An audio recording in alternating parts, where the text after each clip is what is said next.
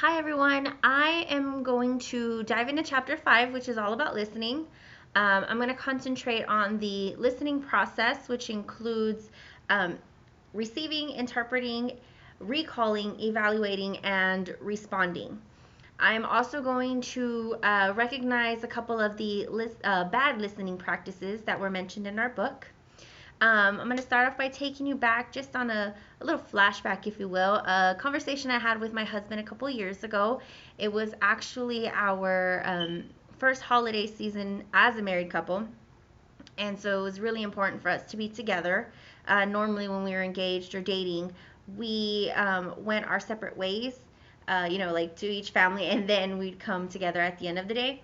So this year, it was really important that we were together all day, just like when you're married. And so we actually had a discussion on what we felt like we should do and what we felt about what was best for us. And so I'm just going to walk you through my listening process as my husband is expressing to me what he felt.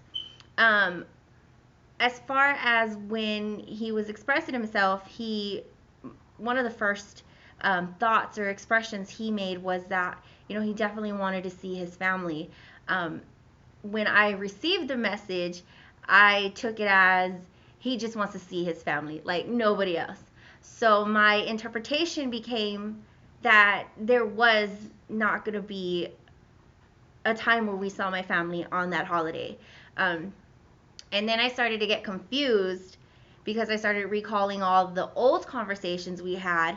And it was short-term memory at that point because, it hadn't been too long at that point when we had the conversation, from when he would tell me how much he, enjoyed spending time with my family, loved being around them. So I got confused as to why he's saying just his family. And it actually made me evaluate the message that he was trying to convey to me incorrectly. In my mind, I heard one thing, and so all the steps that I was making, I just made a prejudgment even before I got to the evaluating stage. So naturally, my response was defensive. What about my side? What about my family? So, needless to say, I did get a little defensive on that end.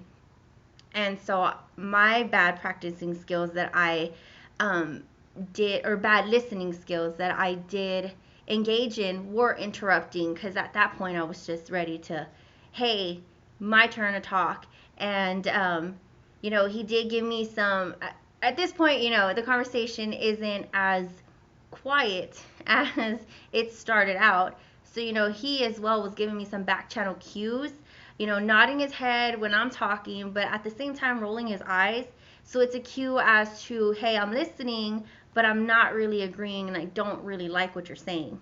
And I do have to admit that both of us are guilty of pseudo listening. There were times where both of us probably just zoned out and, we're done with the conversation.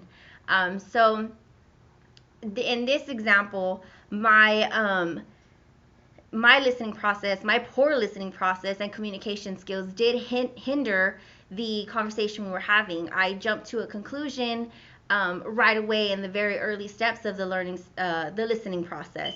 So it in turn just ruined the entire process. So um, luckily we were able to get to a compromise, and we've been really good with it ever since. So in conclusion, the listening process is a series of steps which is to help us communicate more effectively. There are times, like is in the case with my story, where the listening process isn't fully complete and you're already speaking. So, it is best to work on it.